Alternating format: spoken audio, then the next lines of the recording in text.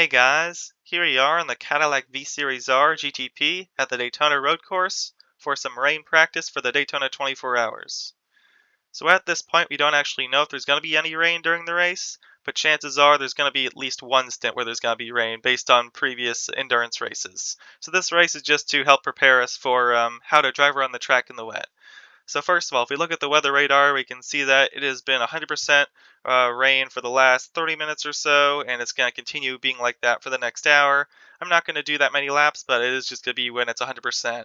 So the main thing is that it's 100% rain, and that's rained in the past, so that the track is fully saturated with rain, and it's currently raining. So it's basically as intense as it can be.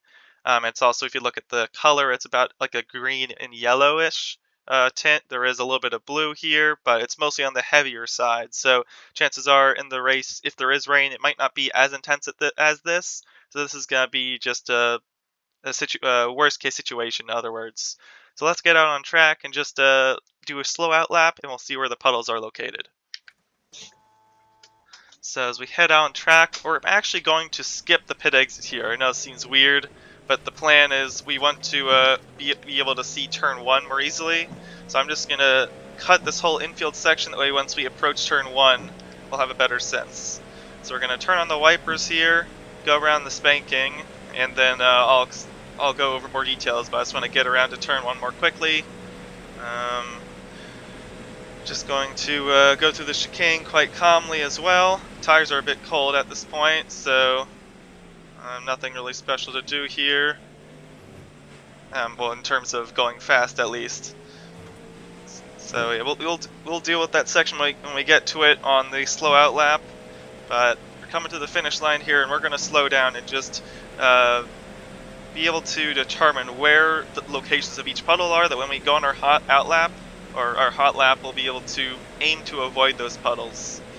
Okay, crossing the finish line here. Let's slow down to around maybe like 60 kilometers or so. We really want to be able to examine where all these puddles are in depth.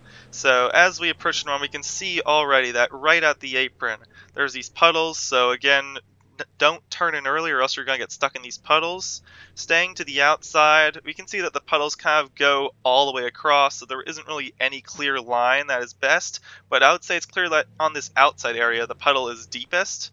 And so if you go out here, as you're crossing across the yellow line, you try to brake and turn, you're just going to get stuck. And in addition, you get put over this paint in the white line. As you try to turn across the paint, your car can spin and just lose grip completely. So approaching on the outside is an unsafe way to go. So again, the goal will be to go across this puddle here. It's not going to be in the dry, so again, you are going to lock up likely if you get too much on the brakes. Trying to stay to the inside here. We can see that there's a small puddle here, so you're going to really take a shallow line through this first corner. Not many puddles on the inside around here, so it's pretty safe. You'd normally accelerate to get outside, but again, you can see a puddle right near the curbing there, as well as a puddle through this area, like almost halfway across the circuit. So the likely best approach to avoid hitting the curb and getting stuck out in that puddle, as we just bounce into the wall here for a second, we're just going back to kind of smooth out what this line is going to look like.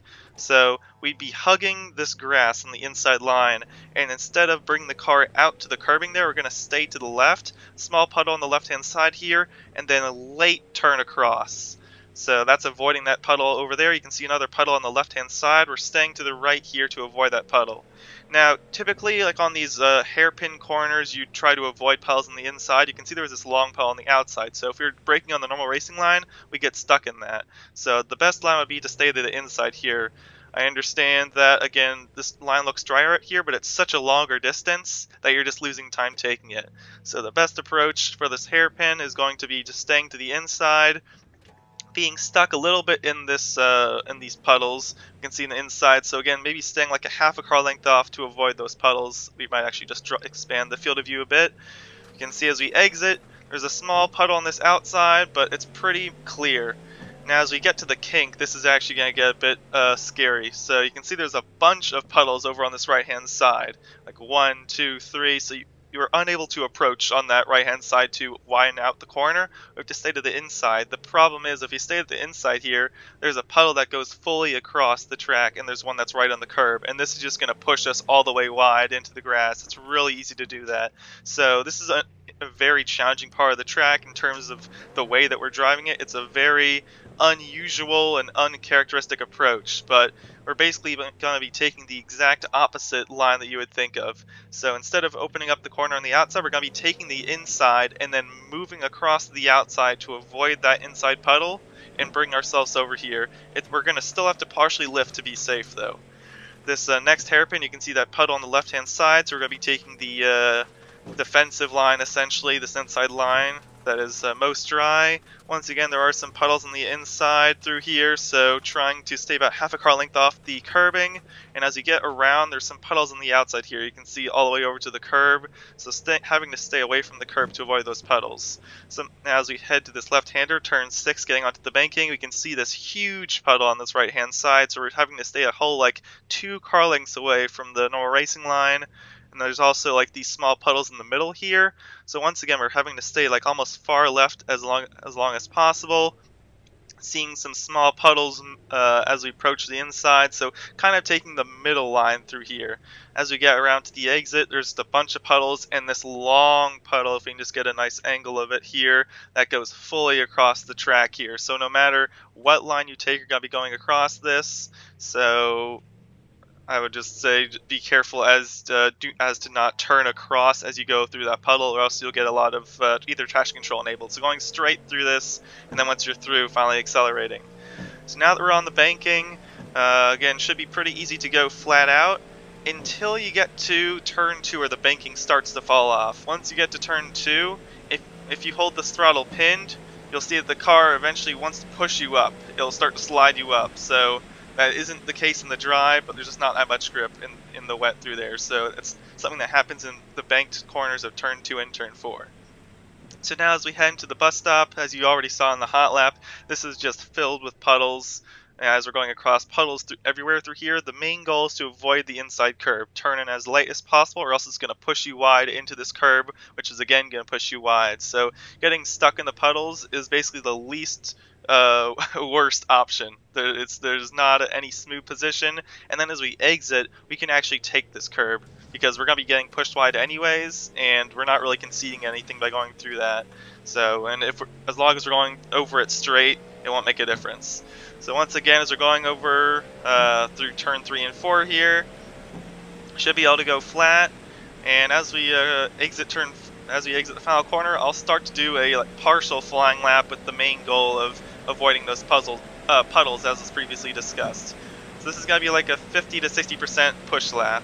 So as we're going over to the right hand side to start, lifting off pretty early, staying to the inside, avoiding those puddles, trying to stay to the dry side, holding around the grass here, not opening up the corner, staying tight, then moving over to the right, avoiding that puddle, and then staying over here to stay, once again, avoiding the puddles on the left hand side, taking the inside, avoiding the puddles right on the curb, accelerating again as we approach the kink, taking that very unusual line on the left hand side, and then moving over to the outside to avoid that puddle, small lift, and taking this defensive line through here, once again avoiding the puddles right next to the curb, smooth acceleration, avoiding the puddles on the outside, staying right in the middle, more on the left hand side than anything, smoothly accelerating through here, long puddle through here, so just keep the wheel straight, then start to turn out.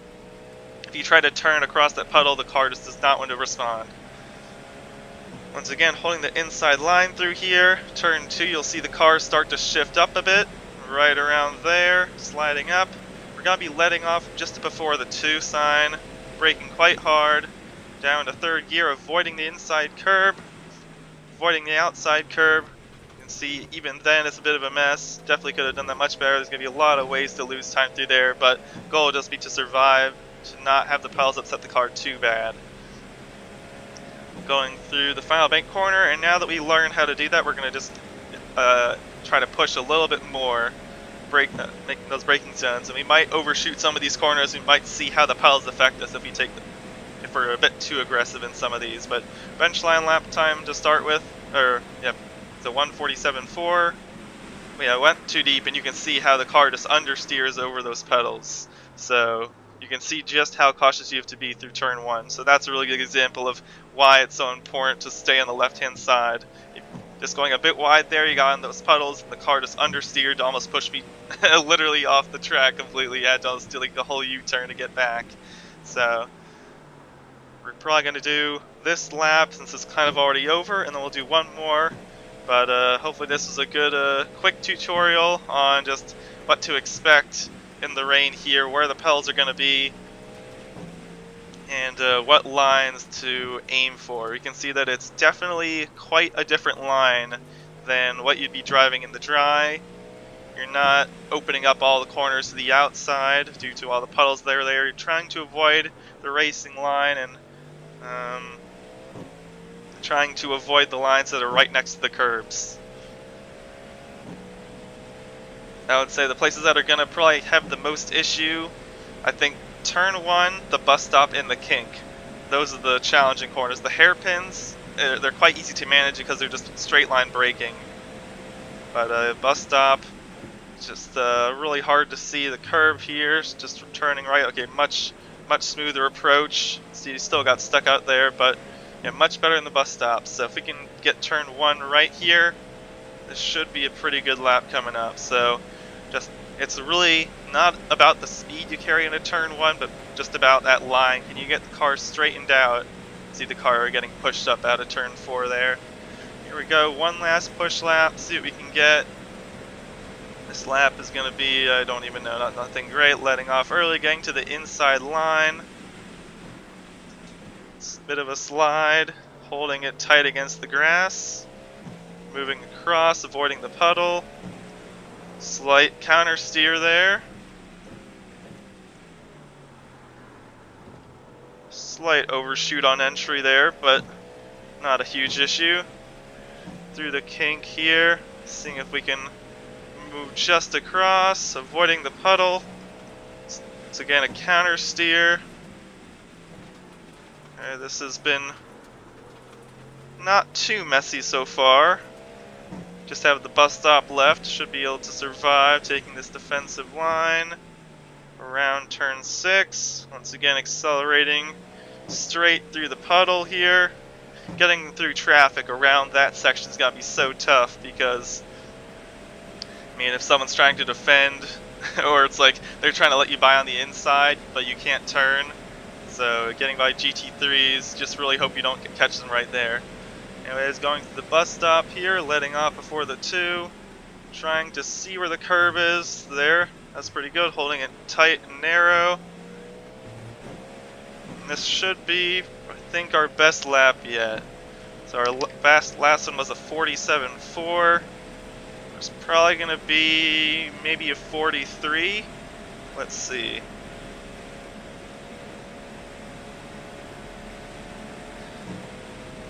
But regardless, lap times won't make that big of a difference. Yeah, 42.3. But yeah, most important thing, not making any huge mistakes. The field spread through here is just going to be huge if it does end up raining. So once again, thanks for watching that track guide in the wet here. We'll find out if it does rain, and if it does, again, it might not be to this extent, but this is at least some direction of what to expect. So yeah, thanks for watching, and see you next time.